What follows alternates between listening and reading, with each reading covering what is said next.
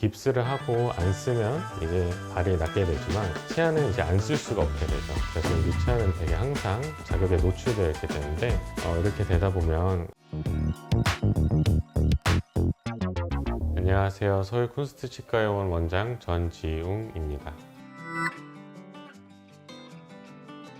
순간의 통증을 계속 넘기다가는 이제 호미로 막을 수 있는 거 가래로 막게 될 수도 있으니까요. 된다면 작은 통증이라도 반복된다면 치과에 오셔서 검진을 받아보시는 게 좋겠습니다. 치아가 아픈 이유는 정말 다양한데요. 물었을 때 조금 우리한 통증이 있다 그러면 잇몸이 원인일 수도 있고, 씹었을 때 조금 찌릿한 통증이 있다 하고 하면 치아 균열이 있을 수도 있는 거고요.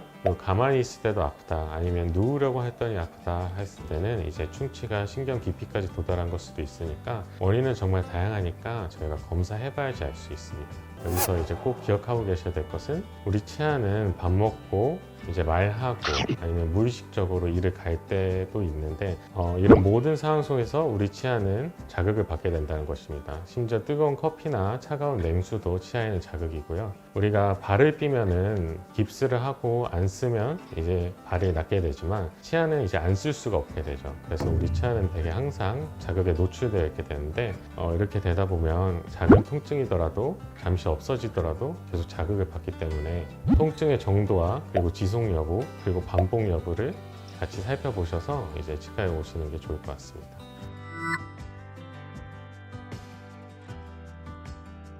통증이 지속적으로 그리고 주기적으로 반복이 된다면 그건 이상이 있다는 신호니까 꼭 검진 받아보시면 좋을 것 같습니다. 신경의 염증을 만들어낼 수 있는 경우는 다양합니다. 우선은 가장 대표적으로 충치가 있을 수도 있겠고, 그리고 미세한 실금이 계속 신경까지 이어져서 신경의 염증이 생길 수도 있는 거고요. 그리고 강한 충격이 치아에 가해져도 이제 신경의 염증이 생길 수도 있습니다. 하지만 모든 경우 이제 신경 치료로 이어지는 것은 아니고요. 주로 이제 가만히 있을 때도 통증이 있으면 그거는 이제 신경 치료의 신호가 되고, 치아의 실금 같은 경우에는 우리가 꼭 신경 치료를 하는 것이 아니라 크라운을 씌워서 치아를 보강해 주거나 레진으로 보강해 주면 이제 증상이 완화되는 경우가 엄청 많으니까요. 너무 걱정하지 마시고 와서 검진 받아보시는 게 좋을 것 같습니다.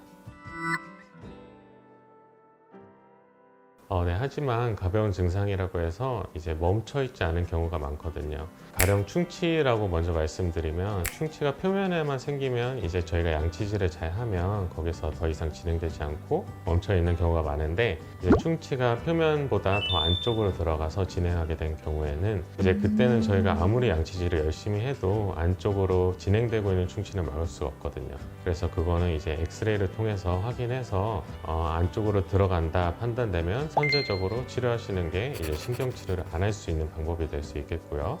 그리고 이제 기억해 두시면 좋을 게, 금이강 치아의 경우에는 씹을 때보다 씹고 나서 힘을 풀고 뗄 때 조금 더 아픈 경향이 있습니다. 그리고 금이강 치아는 우리가 먹고 말하고 그리고 씹는 과정 중에 그 금이 더 넓어질 수 있으니까요.